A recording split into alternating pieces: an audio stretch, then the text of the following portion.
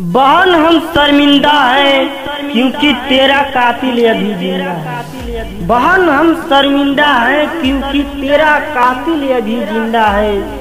तुम चिंता मत करना, हम तुम्हें इंसाफ दिलाएंगे। कि अरे तुम चिंता मत करना, हम तुम्हें इंसाफ दिलाएंगे।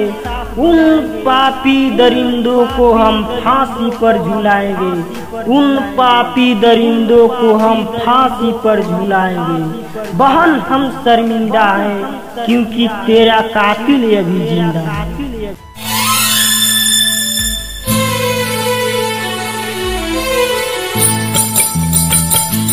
बलात्कारियन के होई जब रिहाई हो।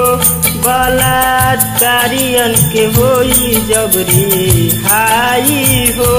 तब काय सही जतिया लूटाई हो, कालूटाई हो। बलात्कारियन के होई जब रिहाई हो। तब काय सही जतिया लूटाई हो, कालूटाई हो।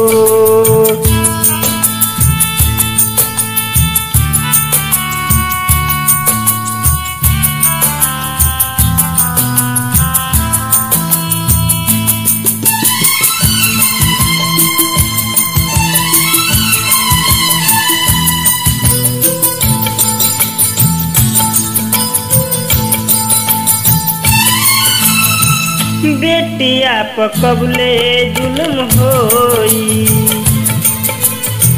बदनामी लेके कैसे ढोई। हाँ बेटिया पकबले जुल्म होई, बदनामी लेके कैसे ढोई। अवश्य के कबले बेटी होई है शिकार हो। पापी दरिंदा जिंदगी कर देता बेकार हो। इंसानियत के नाम डूब गईल, जवन चाहे नाही उहे भइल। बिना गलती के सजा मिलल भाई हो। बिना गलती के सजा मिलल भाई हो। तब काय सही जतिया लूटाई हो, कालूटाई हो।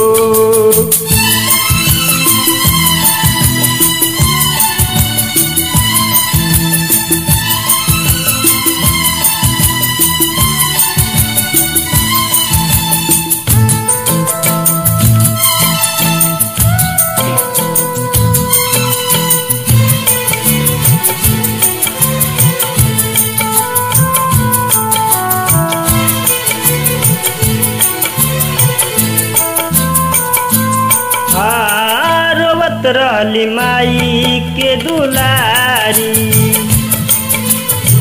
बुझलस न तनी को लाचारी।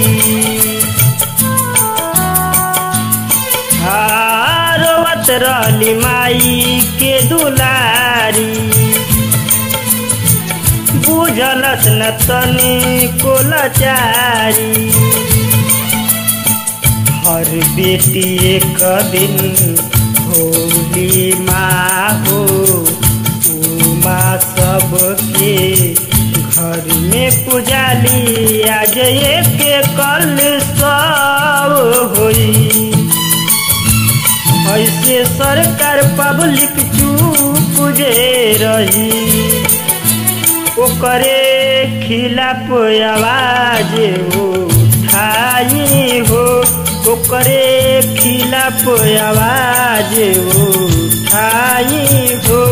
तब काय सही जतिया लूटाई हो, कालूटाई हो। बलात्कारियन के होई जब रिहाई हो। तब काय सही जतिया